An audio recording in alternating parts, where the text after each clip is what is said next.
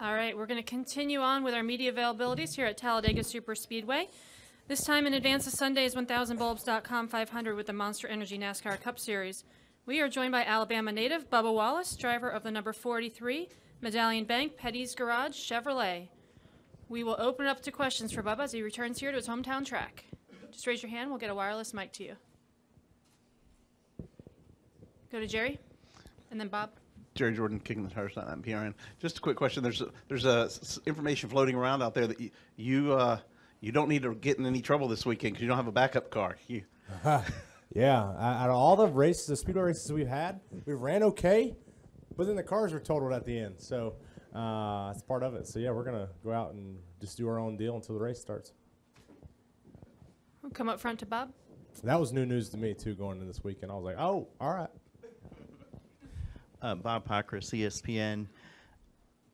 Do you have any concerns or worries after seeing what happened to Casey Kane in the sense that he doesn't really know what's causing those issues? Have you talked to him at all, or does that concern you at all? That somebody had to retire or something that they don't know really what's causing it? No, I haven't thought about it. I texted him after that announcement was made, and I told him I was praying for his future, and hopefully everything gets a little better with that, or a lot better with that.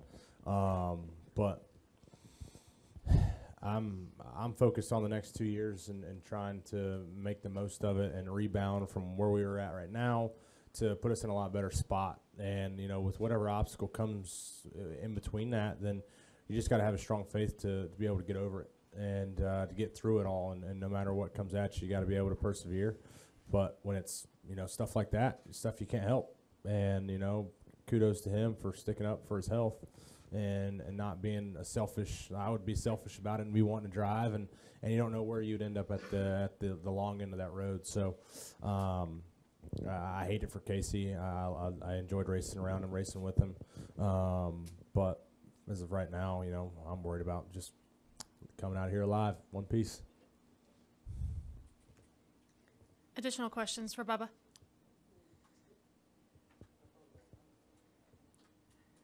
All right, Bubba. Well, thanks for joining us. I flew out all this way for 2 questions.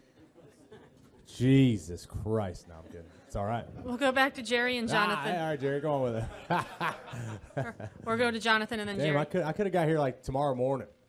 So tell me about this birthday party that you had thrown for you on Tuesday. Give me details. Details. No details. Jeff was there. That's why he's saying no details. It was a good time. We, my birthday was Monday, and we were kind of trying to figure out who was working, who was not. Amanda had Monday off, and she took a half day off, so we kind of prepared for Tuesday night. And about a month out, didn't really know what we wanted to do. Her and I, we don't really go all out for our birthdays. And, I was like, it's quarter of a century, big 2-5. And she just kind of, what about a 90s party? And I'm like, sure, why not? So, she created the invitation, sent it out. I think 25% of those people read the invitation that said, bring your best 90s outfit. And then I had to text everybody else, like, hey, to make sure they're coming, hey, are you coming? You got your 90s outfit? And they're like, oh, yeah. But I was actually surprised at how many people participated in the 90s theme. We had 2. Suarez was like, this is what happens when you just click yes and don't read the invitation. He just came in regular street clothes. He still had a good time. But all in all, great night. Long night. I think it was 3 a.m., 4 a.m. I don't know. But we brought it in right. Good times. Jerry Jordan kicking the tires on FPRN. Yeah. Good to see a fellow Libra. My birthday was last Sunday. I guess Happy I'm birthday. not on that text list. My bad. Damn. You missed out. Next time. With this being kind of a home track of sorts for you, what's it feel like to come back here to Talladega? And also, you've had some good runs here. Yeah, it's good to be back. Yeah, the weather's awesome. I walked out of the house this morning in shorts and a T-shirt and quickly went back inside and put on a pullover in these pants here. And then I get here and I'm like, I need to do the opposite. So it's great. I feel, good vibes already. As soon as you step off the plane, had a whole crowd of fans right there at the doors of the hangar there to greet us for autographs and stuff. So it's shaping up to be a good weekend. I'm excited. We're going to go in the back, and then we'll go to Reed, and then in the back over there. Tim is playing the Pit Stop Radio. Bubba, can I get your take on with NASCAR is going to take away your ability as a driver to control the track bar? Do you think that's going to be a big deal next year?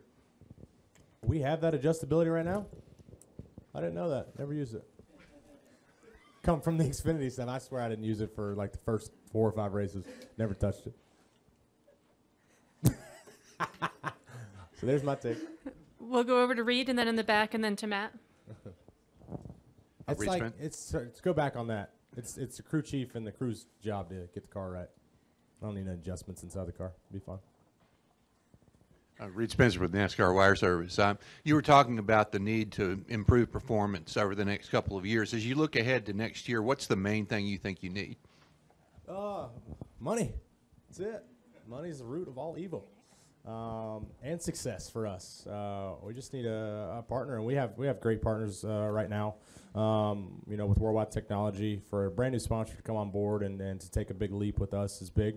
So they've done a lot for us. STP, Air Force, Click and Close. We've had a number of great partners throughout the year to get us where we're at, but we still need more. We're greedy, and we want more funding to help our speed, help all resources that go into making a race team successful. So for us right now, though, we're balling on a budget.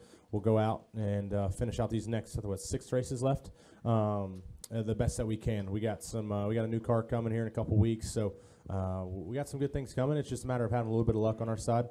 I was just glad to be able to finish Dover last weekend, and now we can kind of get through this weekend, hopefully unscathed, and then get the last 5, I'd say, into a smooth, consistent roll into the off season, and then get really prepared for when February comes around.